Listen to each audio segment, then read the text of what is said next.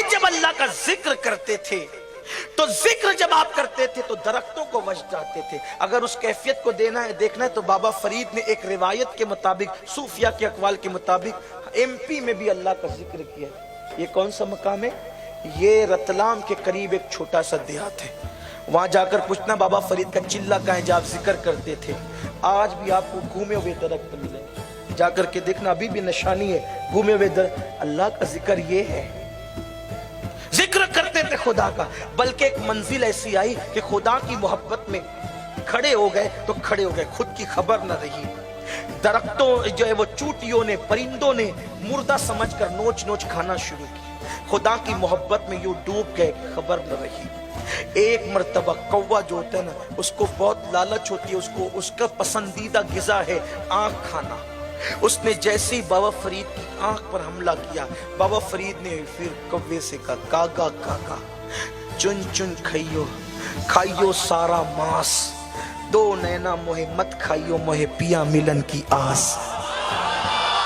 او کوے، نوچ نوچ کر کے پورا جسم کھا جا، مگر میری دو آنکھوں کو نہیں کھانا. کیوں؟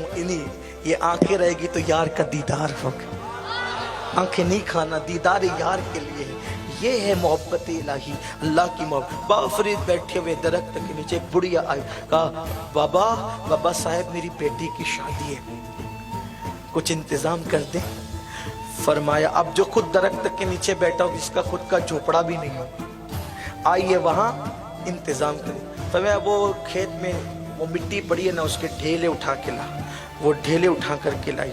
بابا فرید نے 3 مرتبہ سورہ فاتحہ پڑھی، اور ایک روایت کے طریق 3 بار قل ہو اللہ پڑھی، اور زور سے پڑھی. جب کوئی پڑھتا ہے نا کسی مریض پہ دم کرنے کے لیے تو لوگ کان لگاتے، پڑھ کیا رہا ہے، کوئی بہت مشکل تو نہیں پڑھ رہا ہے، اور پھر خود بھی پڑھنے لگتے ہیں. بالکل پڑھیے، کوئی انکار نہیں ہے، لیکن بات اتنی ہے نا، بات اتنی ہے کہ فلائٹ وہیں سے اڑتا ہے جہاں رن وے ہوتا ہے. فلائٹ ہو اور رن وے نہیں ہو، کھیت میں آپ لا کے کھڑا کر دے تو آپ فلائٹ اڑا نہیں سکتے. رن وے اور فلائٹ نہ ہو تو بھی نہیں ہو سکتا کچھ. اس کا مطلب فلائٹ کے لیے رن وے ضروری، رن وے کے لیے فلائٹ ضروری. ٹھیک ہے. بابا فرید نے زور زور سے پڑھا، 3 بار سورہ فاتحہ یا قل ہو اللہ. دم کیا تو وہ سونے کے ہو گئے، سونے کی اینٹیں بن گئی. وہ اٹھا کے لے گئی، شادی بھول گئی. خوب خوش ہوئی کہ مجھے تو مل گیا سونا بنانے کا طریقہ، اس بابا نے مجھے آسان کر دیا. اور پھر اس کے بعد صبح ہی سے لگ گئی، خوب مٹی لالا کر کے پورا گھر بھر دیا. تسبیح لے کر بیٹھی، سورہ فاتحہ پڑھتی رہی، دم کرتی رہی. کالے کے کالے ہی رہے مٹی کے ڈھیلے.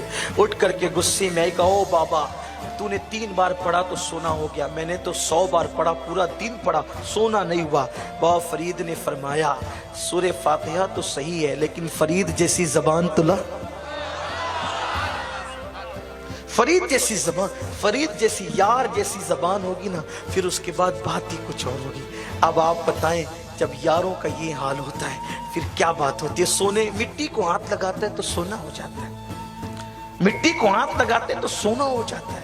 جب اس سے یاری ہو جاتی ہے نا، جس گلی سے گزرتا ہے رحمتوں